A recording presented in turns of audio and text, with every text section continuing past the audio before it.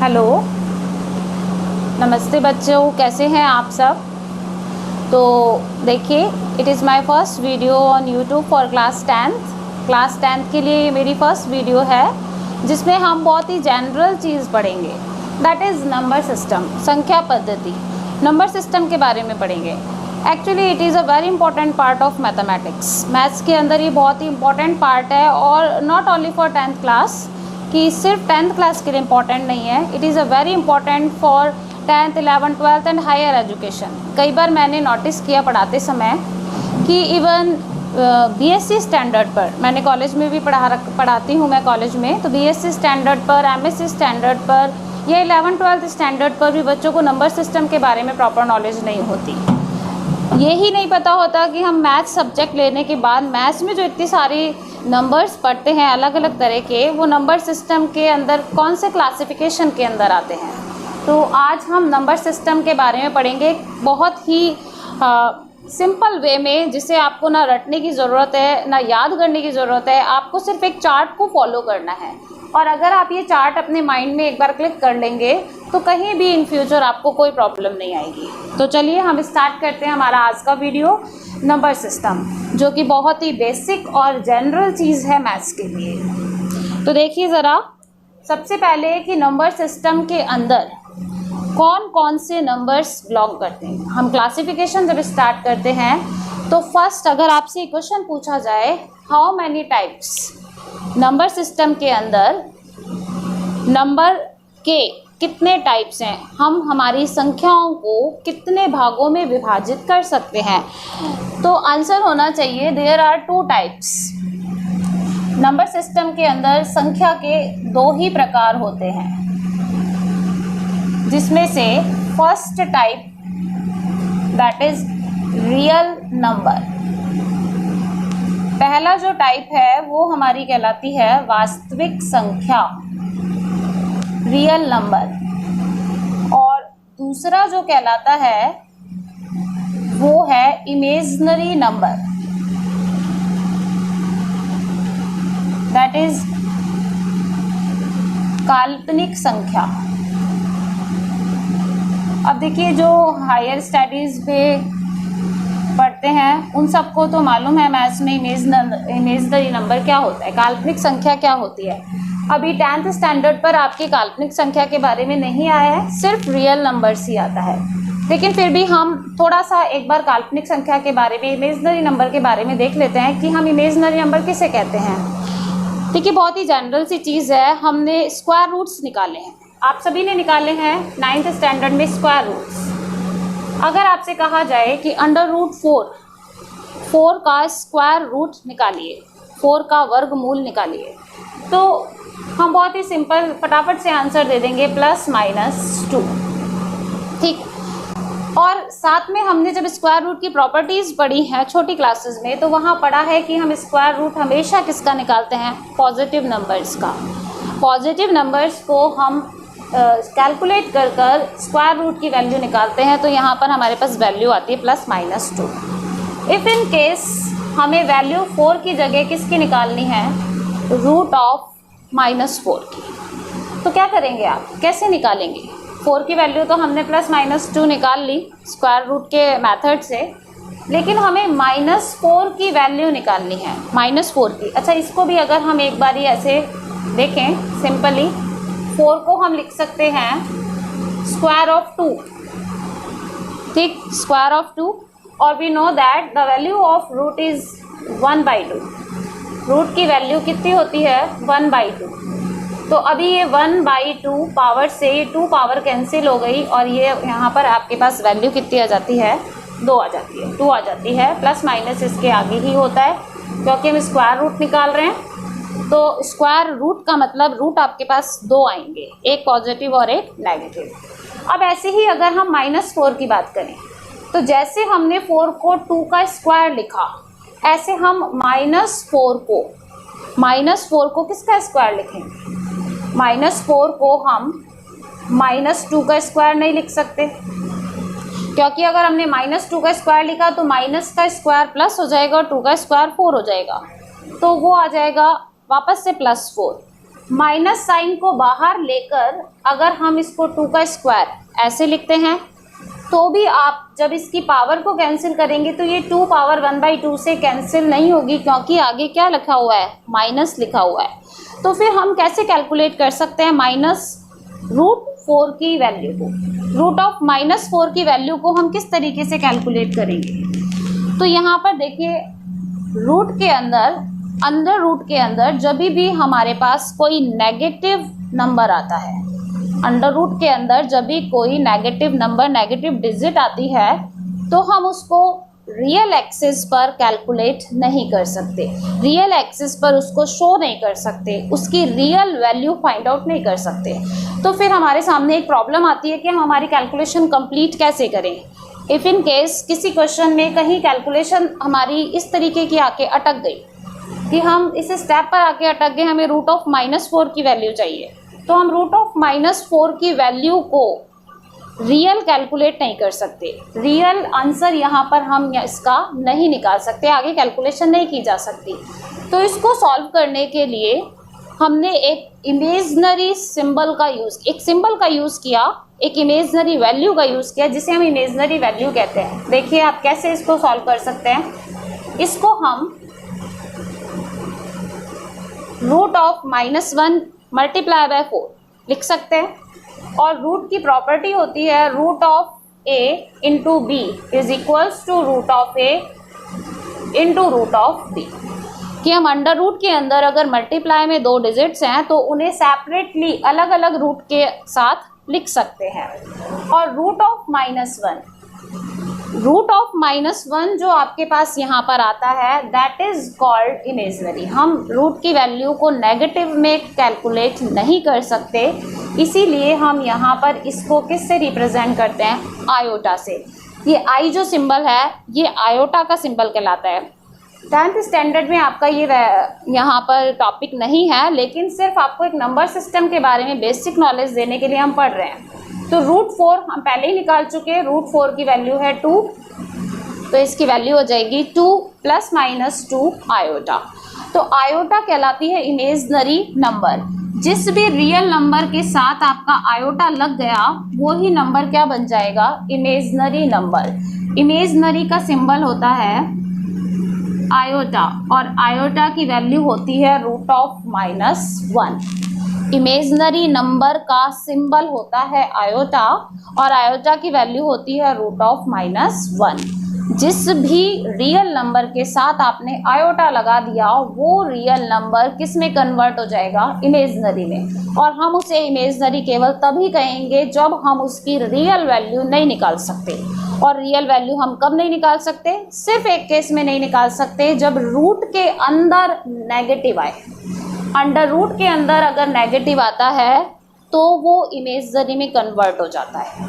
तो देखिए, number system के अंदर 2 तरीके के नंबर्स होते हैं। एक तो होते हैं रियल नंबर्स, जो हम पढ़ते आ रहे हैं और आगे भी पढ़ते रहेंगे, और दूसरा होता है इमेजनरी नंबर, जिनको हम कैलकुलेट नहीं कर सकते। तो जब कैलकुलेट नहीं कर सकते तो कैलकुलेशन वहाँ पर रोकी नहीं जा सकती। कैलकुलेशन को इमेजनरी का नाम ही क्या है, काल्पनिक मतलब कल्पना से मानकर हमने उसको हल किया। तो √(-1) फिक्स कर दिया, जिसकी वैल्यू, जिसका सिंबल होता है आयोटा, और हम √(-1) को आयोटा से लिखकर आगे उसको कैलकुलेट करते हैं। ठीक, अब रियल नंबर की हम बात करते हैं, क्योंकि 10th स्टैंडर्ड पर हमारे रियल नंबर ही काम में आते हैं। और रियल नंबर के अंदर जो इसके सब डिवाइडेशंस हैं, जो इसका आगे क्लासिफिकेशन है, वो 2 पार्ट में होता है। रियल नंबर्स कितने तरीके के होते हैं आपसे पूछा जाए तो रियल नंबर्स आगे फिर 2 टाइप्स में डिवाइड होते हैं, जिसमें से फर्स्ट आपका है रेशनल नंबर, और सेकंड है आपका इररेशनल नंबर।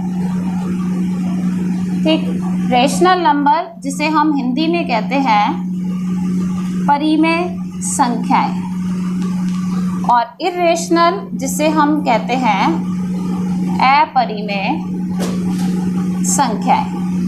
ठीक, रियल नंबर्स 2 ही तरीके के होते हैं, रेशनल और इर्रेशनल। रेशनल मीन्स परिमेय और इर्रेशनल मीन्स अपरिमेय। अब सबसे पहले हम परिमेय की बात करेंगे कि रेशनल नंबर्स कौन से होते हैं या परिमेय संख्याएं कौन सी होती हैं। जब भी मैंने अपनी क्लासरूम में किसी भी स्टूडेंट से या ये क्वेश्चन पुटअप किया व्हाट इज़ रेशनल नंबर, परिमेय संख्या क्या होती हैं, तो मेरे पास एक ही लाइन में इसकी एक डेफिनेशन आती है और ऑलमोस्ट 99% बच्चे वही जवाब देते हैं कि वो नंबर्स, वो संख्याएं जिसे हम p/q की फॉर्म में लिख सकते हैं, वो सभी संख्याएं जिन्हें हम किस फॉर्म में लिख सकते हैं, p/q की फॉर्म में लिख सकते हैं, where q is not equal to 0। q 0 नहीं होना चाहिए और हम उसको p/q की फॉर्म में लिख सकते हैं।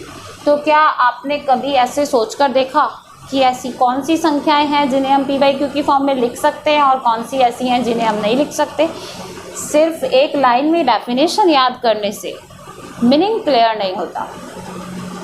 वो नंबर जिन्हें हम p/q की फॉर्म में लिख सकते हैं परिमेय कहलाते हैं, रेशनल कहलाते हैं। लेकिन किसे लिख सकते हैं आप p/q की फॉर्म में? कभी आपके माइंड में क्वेश्चन क्लिक नहीं हुआ कि हम किस नंबर को p/q की फॉर्म में लिख सकते हैं? देखिए ज़रा, √2/1 लिख दिया मैंने p/q की फॉर्म में। बताओ कहाँ दिक्कत है? p/q की फॉर्म में लिख दिया √2/1। लेकिन क्या √2/1 p/q के रूप में लिखा जा सकता है या ये परिमेय है, रेशनल है? नहीं है, ये इर्रेशनल नंबर की कैटेगरी में आता है।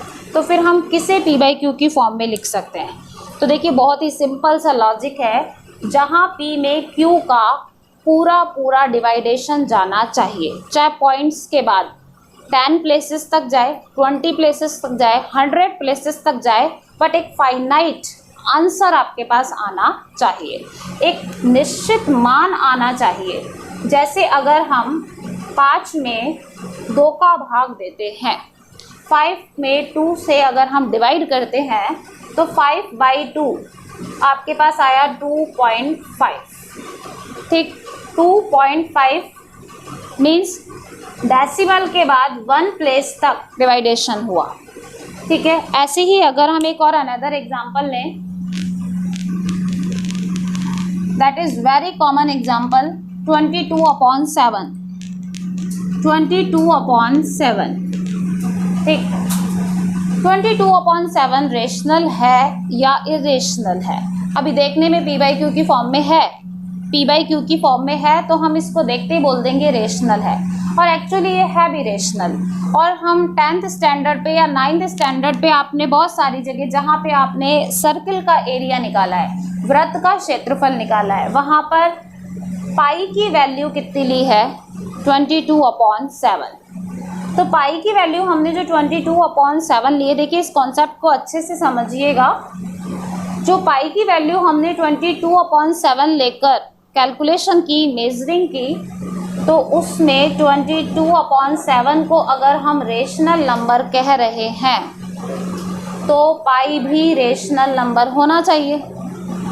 ठीक, लेकिन ऐसा नहीं है। 22/7 को हम रेशनल नंबर कह रहे हैं और है भी, लेकिन पाई जो आपका है वो इर्रेशनल है। Pi is not a rational number but 22/7 is a rational number. How can it possible?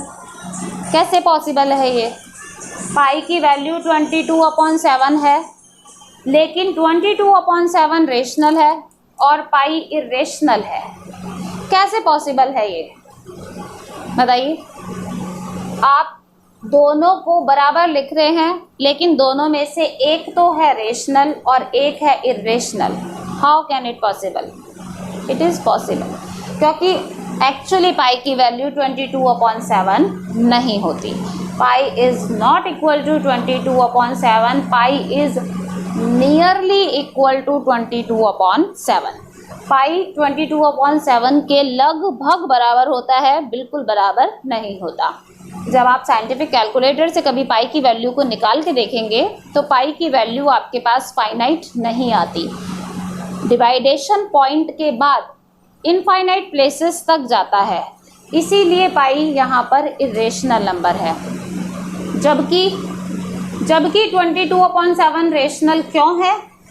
22/7 rational इसलिए है क्योंकि 22 में 7 का पूरा डिवाइड जाता है।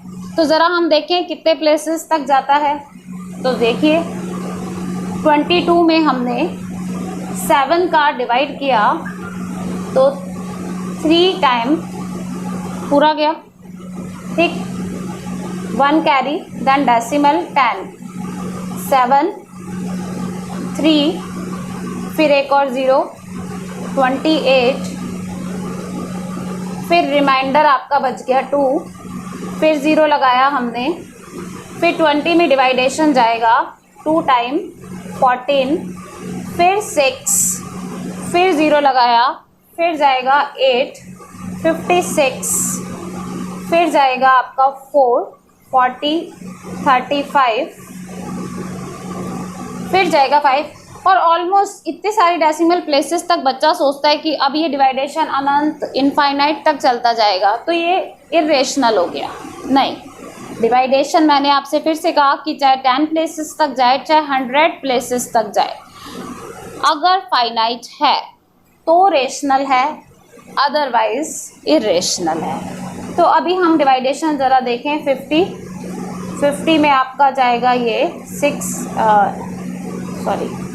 7 जा 49, 1 और फिर आपका 10, फिर 7 1 जा 7, फिर 4, फिर 2 8 5 7, फिर 1 4 2 8 5 7, डॉट डॉट डॉट चलता जाएगा, डिवाइडेशन चलता जाएगा। लेकिन यहाँ एक चीज़ क्या देखने को मिली, आफ्टर दिस यहाँ से रिपीटेशन अलाउ, अगेन रिपीटेशन हो गया स्टार्ट। देखिए 1 4 2 8 5 7, 1 4 2 8 5 7, 1 4 2 8 5 7 और आगे कंटिन्यू डिवाइडेशन जब चलेगा तो 1 4 2 8 5 7 आगे आता जाएगा। लेकिन जब हमारे पास रिपीटेशन अलाउ स्टार्ट हो जाता है एक निश्चित स्थान के बाद, रिपीटेशन अगर अलाउ हो जाता है तो इसका मतलब हम उसको p/q की फॉर्म में लिख सकते हैं। और जब हम इसको p/q की फॉर्म में लिख सकते हैं तो फिर आपके पास 22/7 कैसी क्वांटिटी कहलाती है? रेशनल। तो p/q की फॉर्म में लिखने का मतलब होता है कि p में q का डिवाइडेशन पूरा होना चाहिए, ठीक है। जैसे एक और एग्जांपल लिया 3.567 रेशनल है या नहीं? 3.567 रेशनल है या नहीं है? बिल्कुल रेशनल है, हम इसे p/q की फॉर्म में लिख सकते हैं। देखिए कैसे, पॉइंट हटाया 1 और 1 2 3, कितनी जीरो आ जाएंगी? 3 जीरो, तो ये हो गया 3567/1000। तो ये p/q की फॉर्म में है, where q is not equal to 0, तो दैट मीन्स ये आपके पास रेशनल है। अब हम इरेशनल की बात करते हैं। तो इरेशनल नंबर कौन से होते हैं? इरेशनल नंबर्स वो होते हैं जिन्हें हम p/q की फॉर्म में नहीं लिख सकते। तो फिर से वही क्वेश्चन, हम किसे नहीं लिख सकते भाई p/q की फॉर्म में?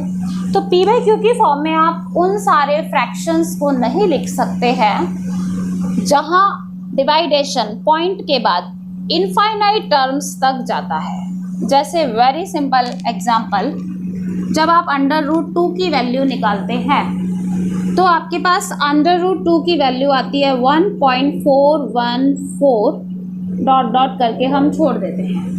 डॉट डॉट डॉट करके छोड़ देने का मतलब क्या है यहाँ पे, कि अभी इसकी वैल्यू आगे कंटिन्यू निकलती जाएगी। और कहाँ तक निकलती जाएगी? इनफाइनाइट तक निकलती जाएगी। तो देखिए बहुत ही, ये डॉट डॉट डॉट का मतलब यहाँ पर ऐसे ही नहीं कि हमने लगा दिया तो ठीक है, नहीं लगाया तो भी ठीक है, नहीं लगाया तो ये बन जाएगा रेशनल और लगा दिया तो ये बन जाएगा इरेशनल। तो ये बहुत इम्पॉर्टेंट है। अगर आप यहाँ डॉट नहीं लगाते हैं तो आप इसको p/q की फॉर्म में चेंज कर सकते हैं, लेकिन इसकी वैल्यू आपके पास कंप्लीट नहीं है 1.414। पूरा मान नहीं है √2 का ये, तो इसीलिए आगे डॉट डॉट लगाना ज़रूरी है। और ये डॉट शो कर रहे हैं कि आगे और मान कंटिन्यू निकलेगा, और जब और मान कंटिन्यू निकलेगा तो ये नंबर आपके पास कैसा कहलाएगा? इरेशनल। अब आप इसे ज़रा p/q की फॉर्म में चेंज करके देखो, क्या आप इसे p/q की फॉर्म में चेंज कर सकते हैं? अगर आप ये पॉइंट हटाएंगे तो अपॉन में कितनी ज़ीरो लगाएंगे? अगर हम ये पॉइंट हटाते हैं तो अपॉन में कितनी ज़ीरो हमें लगानी पड़ेंगी? नहीं लगा सकते हम यहाँ पर अपॉन में ज़ीरो, क्योंकि कितनी ज़ीरो लगाएंगे? इनफाइनाइट प्लेसेस तक डिवाइडेशन जा रहा है, तो हम ज़्यादा ज़ीरो नहीं लगा, कितनी ज़ीरो? अनंत तक ज़ीरो नहीं लगा सकते। इसीलिए √2 कैसा कहलाएगा? इरेशनल। इसे हम p/q की फॉर्म में चेंज नहीं कर सकते। तो देखिए, डेसिमल वाली वो डिजिट जहाँ डेसिमल के बाद एक फाइनाइट प्लेस तक आंसर आता है तो वो कहलाता है रेशनल, और अगर पॉइंट के बाद इनफाइनाइट तक चलती जाए टर्म्स तो वो कहलाता है इरेशनल, जिसे हम p/q की फॉर्म में चेंज नहीं कर सकते। अपरिमेय में कहलाती हैं वो सारी संख्याएं जिन्हें आप p/q की फॉर्म में चेंज नहीं कर सकते। और कब नहीं कर सकते? जब p में q का भाग अनंत तक जाता है तो अपरिमेय कहलाता है, और जब p में q का भाग परिमित जाता है तो वो परिमेय कहलाता है। ठीक, अब आगे हम बढ़ते हैं रेशनल से। रेशनल नंबर्स को कितनी कैटेगरी में हम डिवाइड करते हैं? रेशनल नंबर को हम फिर से 2 कैटेगरीज में डिवाइड करते हैं। फर्स्ट कैटेगरी तो होती है आपकी इंटीजर्स, और सेकंड होता है फ्रैक्शंस। फ्रैक्शन को हम हिंदी में कहते हैं भिन्न संख्याएं, और इंटीजर्स को हम कहते हैं पूर्णांक। ठीक, इंटीजर्स और फ्रैक्शन सारे कौन से होते हैं? जो p/q की फॉर्म में होते हैं, जैसे 1/2 हो गया, 3/5 हो गया, 7/8 हो गया, ये सब फ्रैक्शन है। और इंटीजर्स कौन से आते हैं आपके? इंटीजर्स हमारे पास आते हैं जो पूरे होते हैं, पूर्णांक, पूर्ण अंक, यानी पूर्ण अंक, पूरे जो अंक होते हैं। जैसे 3 पूरा है, आधे पर्दे का कोई काम नहीं है, 2 पूरा अंक है। लेकिन 3/2 का मीनिंग क्या है? 3/2 एक कंप्लीट डिजिट नहीं है, तो यहाँ पर ये फ्रैक्शन कहलाएगा और ये इंटीजर कहलाएगा। ये p/q की फॉर्म में है, ये भी p/q की फॉर्म में हम लिख सकते हैं, लेकिन इसका q क्या होगा? 1 होगा। वो सारे फ्रैक्शंस या वो सारे p/q के नंबर्स जिसमें q की वैल्यू 1 होती है, वो सब क्या कहलाएंगे? इंटीजर्स। इंटीजर्स के सेट को हम z या i से भी डिनोट करते हैं। ठीक, अब इंटीजर्स के अंदर कौन कौन से आते हैं? तो इंटीजर्स आपके पास कितने तरीके के होते हैं? इंटीजर्स आपके पास होते हैं पॉजिटिव और नेगेटिव, या फिर इंटीजर को हम और डिस्क्राइब कर दें तो होल नंबर्स और ज़ीरो। होल नंबर और ज़ीरो को अगर हम जोड़ दें तो क्या बन जाता है हमारे पास? इंटीजर। होल नंबर और नेगेटिव्स को, होल नंबर और नेगेटिव नंबर, सारे नेगेटिव नंबर्स और होल नंबर्स को अगर हम कंबाइंड कर दें तो वो पूरा कंप्लीट सेट किसका बनता है? इंटीजर्स का। होल नंबर कौन से होते हैं? हिंदी में हम इसे कहते हैं पूर्ण संख्याएं, और नेगेटिव यानी ऋणात्मक संख्याएं, जैसे -2, -3, -4, -5। पूर्णांक के अंदर हम उसका क्लासिफिकेशन कर रहे हैं, तो इंटीजर्स तो पूरे अंक तो वो हैं, लेकिन उनके आगे माइनस लगा हुआ है। एक तो उस तरीके के, और दूसरे प्लस वाले 1 2 3 4 5 6 7 8 9 10 अप टू इन्फिनिटी एंड 0, वो होल नंबर कहलाते हैं। और नेगेटिव नंबर्स अगर हम उनके आगे माइनस साइन लगा देते हैं, जैसे -1, -2, -3 अप टू इन्फिनिटी। फिर हम होल नंबर्स को भी आगे और अगर क्लासिफाइड करें तो होल नंबर्स को हम फिर से दो पार्ट में डिवाइड कर सकते हैं, जिसमें से एक नेचुरल नंबर और एक आपका ज़ीरो। नेचुरल नंबर को हम हिंदी में कहते हैं प्राकृतिक संख्या। ठीक है, नेचुरल नंबर्स कौन से होते हैं? जो आपके 1 2 3 4 5 6 अप टू इन्फिनिटी, वो सब क्या कहलाते हैं? Natural numbers. और ज़ीरो मिलकर क्या बनते हैं? Whole numbers. और मैं अगर नेचुरल नंबर्स को भी आगे सब डिस्क्राइब करूं तो हम इसको क्लासिफाइड कर सकते हैं बहुत सारे टाइप्स में। कौन कौन से टाइप्स में? देखिए, नेचुरल नंबर के अंदर आते हैं आपके इवन नंबर्स, सम संख्याएं, ऑड नंबर्स, विषम संख्याएं, कंपोजिट नंबर्स, भाज्य संख्याएं। ठीक, रिलेटिव प्राइम्स या प्राइम नंबर्स, अभाज्य संख्याएं। ठीक है, prime numbers, composite numbers, odd numbers and even numbers, ये सब किसके अंदर आते हैं? नेचुरल नंबर्स के अंदर। तो हमने यहाँ पर एक इसका एक क्लासिफिकेशन किया है, एक चार्ट के रूप में हमने इसको बनाया है, जिसका हम चाहें तो एक दो एग्जांपल्स यहाँ पे ले सकते हैं। जैसे फ्रैक्शन को भी अगर हम सब डिवाइड करें तो फ्रैक्शन भी देखिए आपके पास कौन कौन से होते हैं? प्रॉपर फ्रैक्शन, इम्प्रॉपर फ्रैक्शन, या फिर उसको हम क्या बोल सकते हैं? Mixed fraction. Mixed fraction like 7 1/2, that is mixed fraction.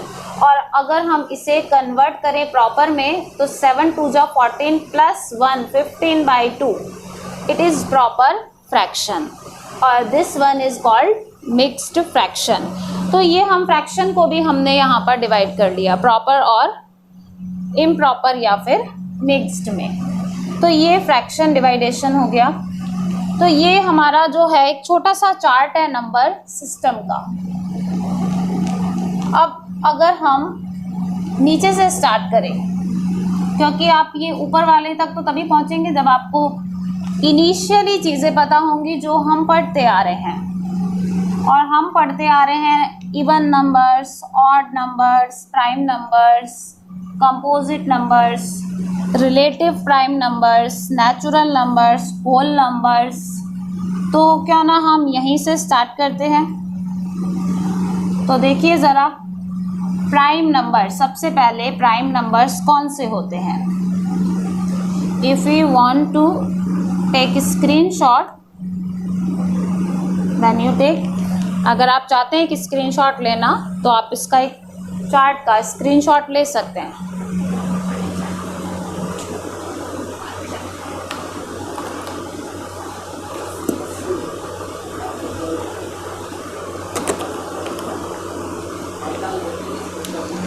जी, अब देखिए प्राइम नंबर्स, बस एक वर्बल एग्जांपल लेंगे हम एक एक, और एक वर्बली यहाँ पर छोटा छोटा सा मैं आपको थोड़ा इसके बारे में बता देती हूँ। प्राइम नंबर्स कौन से होते हैं? प्राइम नंबर्स हमारे वो होते हैं जिनमें 2 का डिवाइडेशन पूरा पूरा जाता है।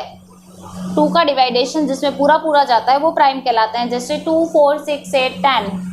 कंपोजिट नंबर्स कौन से होते हैं? कंपोजिट नंबर्स वो होते हैं जिसमें 1 एंड इटसेल्फ, एक और खुद के अलावा तथा खुद से छोटा उसका कोई फ्रैक्शन अगर होता है। जैसे हम बात कर रहे हैं 9 की, तो 9 के अगर हम फैक्टर्स निकालें तो 9 के फैक्टर्स या 9 के यहाँ पर आप फैक्टर्स लिख सकते हैं 1 3 और 9। तो खुद को इटसेल्फ और 1 को छोड़कर अगर उससे छोटा उसका कोई फ्रैक्शन है तो वो नंबर कंपोजिट नंबर है। जैसे 4 के फ्रैक्शन होंगे 1 2 4। ठीक है, मल्टीपल्स अगर हम निकालते हैं तो मल्टीपल्स अगर हम निकालें तो 1 2 4, तो यहाँ पर ये कंपोजिट नंबर कहलाएगा। मीन्स 1 के और खुद के अलावा तथा खुद से छोटा अगर उसका कोई मल्टीपल है तो वो कंपोजिट नंबर है। ऑड नंबर्स कौन से होते हैं? ऑड नंबर आपके 1, 3, 5 जिसमें 2 का डिवाइडेशन नहीं जाएगा, 1, 3, 5, 7, 9। इवन नंबर्स 2, 4, 6, 8 जिसमें प्राइम नंबर्स के बारे में शायद मैंने गलत बोल दिया। प्राइम नंबर्स जिसमें 1 का और खुद का, सिर्फ 1 का और खुद का डिवाइडेशन होता है, वो प्राइम नंबर कहलाते हैं। 1 का और खुद का डिवाइडेशन हो, वो प्राइम नंबर्स कहलाते हैं। Divided by itself and 1, that is prime number. और इवन नंबर जिसमें 2 का पूरा पूरा डिवाइड जाए, 2, 4, 6, 8, 10, ये सब नेचुरल की कैटेगरी में आते हैं। नेचुरल नंबर्स के सेट को हम किससे रिप्रेजेंट करते हैं? कैपिटल N से। N is a set of natural number. अगर हम उसमें 0 और मिला दें तो वो बन जाता है होल नंबर्स। होल नंबर्स के सेट को लिखा जाता है कैपिटल W से। होल नंबर्स में अभी हम अगर नेगेटिव नंबर्स और मिला दें, ये सारे अभी सिर्फ पॉजिटिव चल रहे हैं, नेगेटिव और मिला दें तो वो बन जाते हैं इंटीजर्स। इंटीजर्स के सेट को Z से या फिर I से, ठीक है। इंटीजर्स में अगर हम फ्रैक्शंस मिला दें तो वो बन जाता है रेशनल नंबर, जिसे लिखते हैं Q से। और रेशनल नंबर्स में अगर हम इरेशनल और मिला दें तो वो बन जाता है आपके पास सेट ऑफ रियल नंबर्स, ठीक। और रियल नंबर और इमेजिनरी नंबर्स को अगर हम मिला दें तो वो कहलाता है कॉम्प्लेक्स नंबर, सम्मिश्र संख्या। तो ये हमारा पूरा नंबर सिस्टम है। आई होप कि आपको ये समझ में आया होगा। बाकी कौन किसका सबसेट है या कौन किसके अंदर होता है, इसका हम एक छोटा सा वेन डायग्राम बनाएंगे जस्ट इसके बाद। तो देखिए ज़रा, नंबर सिस्टम के बारे में अभी हमने पढ़ा और अभी हम एक वेन डायग्राम से हमारे नंबर सिस्टम को बहुत इजीली कर सकते हैं। देखिए, सारे इवन और प्राइम कंपोजिट और कॉल्ड नेचुरल नंबर, ठीक। नेचुरल नंबर में आपके 1, 2, 3, 4 ये सब आते हैं। नेचुरल नंबर में अगर हम 0 और जोड़ देते हैं तो अभी हमने चार्ट में बनाया, वो क्या कहलाएगा? Whole number. होल नंबर में अगर हम नेगेटिव नंबर्स और ऐड कर देते हैं तो वो बन जाते हैं हमारे इंटीजर्स। और इंटीजर्स में अगर हम फ्रैक्शंस ऐड कर देते हैं तो फिर वो बन जाते हैं हमारे रेशनल नंबर। ये बन गए हमारे रेशनल नंबर। और रेशनल नंबर में अगर हम इर्रेशनल नंबर और ऐड कर देते हैं